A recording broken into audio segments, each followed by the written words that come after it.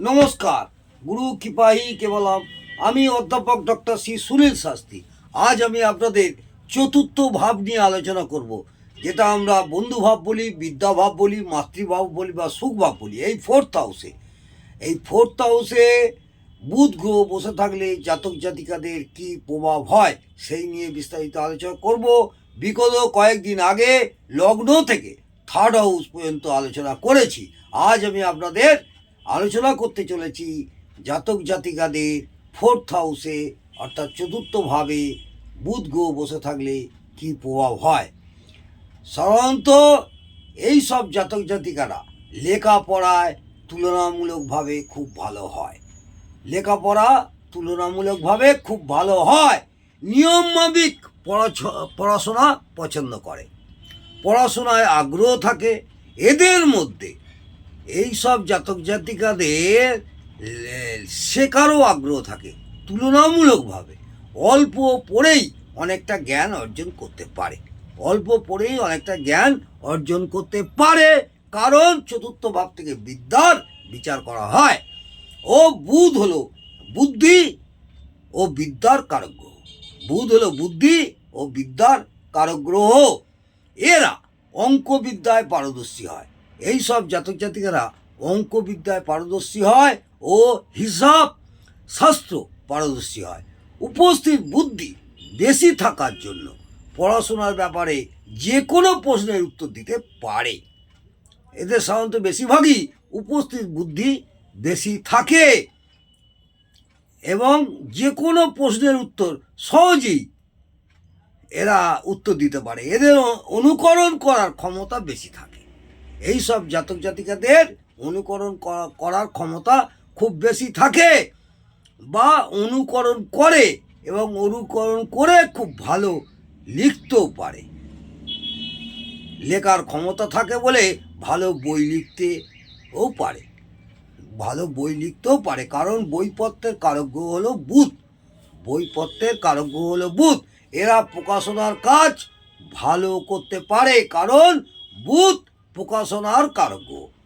হলো প্রকাশনার কারক গ্রহ। এদের মুখস্থ করার ক্ষমতা বেশি থাকে বলে এদের পরীক্ষার ফল ভালো হয়।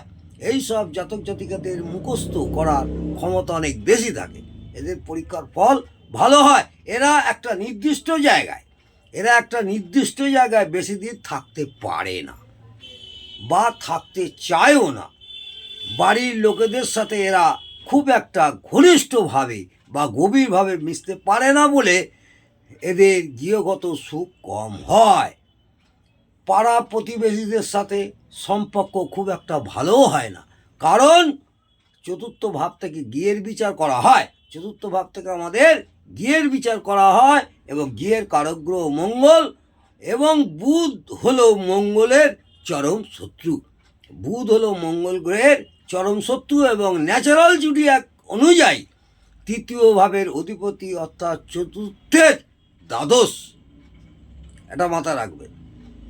এরা তুলনামূলকভাবে একটু বেশি সঞ্চয়ী হয়। এদের গাড়ি থাকে, এদের বন্ধু সার্কেল খুব বড় হয়, কারণ এরা খুব সহজেই সব জায়গায় মিশে যেতে পারে। ও চতুর্থ ভাব হলো বন্ধুভাব। এই বুধ যদি পাপ পীড়িত হয় তাহলে কূটবুদ্ধি বেশি কাজ করে ও পড়াশোনায় একদম ভালো হয় না। এরা প্রয়োজনীয় বা অপ্রয়োজনীয় জিনিস অর্থাৎ দরকারি বা বেদরকারি অনেক জিনিস নিজের কাছে রাখে, কারণ ছড়ানো অনেক জিনিসপত্রকে এক জায়গায় জড়ো করে। এভিডেন্স বা তথ্য জড়ো করে, যেমন উকিল বাবুরা কোনো কেস লড়ার জন্যে অনেক তথ্য জোগাড় করেন। অনেকে শখের জন্য দেশলাই বক্স, স্ট্যাম্প ইত্যাদি জোগাড় করেন। এই বুধ মঙ্গলের সাথে যদি খুব খারাপ অবস্থায় থাকে তাহলে সম্পত্তি নষ্ট হতে পারে, কারণ মঙ্গল সম্পত্তির কারক গ্রহ। বুধের সাথে চন্দ্র শনি থাকলে বুধের সাথে চন্দ্র শনি থাকলে মন খুব বেশি পরিমাণে বিক্ষিপ্ত হয়। এই বুধ গ্রহের সঙ্গে যদি চন্দ্র শনি থাকে তাহলে মন খুব বেশি পরিমাণে বিক্ষিপ্ত হয়। এরা বিভিন্ন কাজে পারদর্শী হয়, রাষ্ট্রীয় কাজে পারদর্শী হয়, কারণ দশম ভাব থেকে রাজধানী বা রাজার বা সরকারের বিচার করা হয়। ও চতুর্থ ভাব হলো দশম ভাবের বিপরীত দিক, অর্থাৎ বিরোধী পক্ষ। কোনো বাড়ি ঘর কেনা বেচার জন্য এরা ভালো এজেন্ট হয়, কারণ চতুর্থ ভাব থেকে যে কোনো কনস্ট্রাকশন, বুধ হলো মধ্যস্থকারী।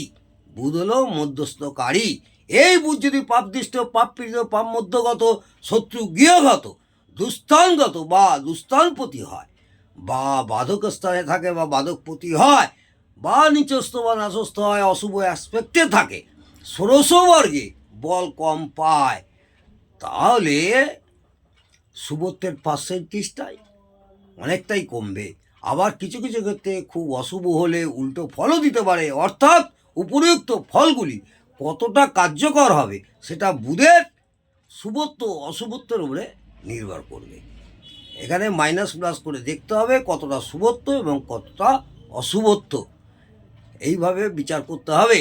যারা জ্যোতিষ নিয়ে শিখছেন বা জ্যোতিষ চর্চা করছেন, ছাত্রছাত্রীদের আশা করব এইভাবে প্রত্যেক দিন এক একটা গ্রহের ভাব নিয়ে বললে আপনাদের বিচারের অনেকটা সুবিধা হবে। নমস্কার, জয় মা তারা। ভালো থাকুন, সুস্থ থাকুন, আনন্দে থাকুন।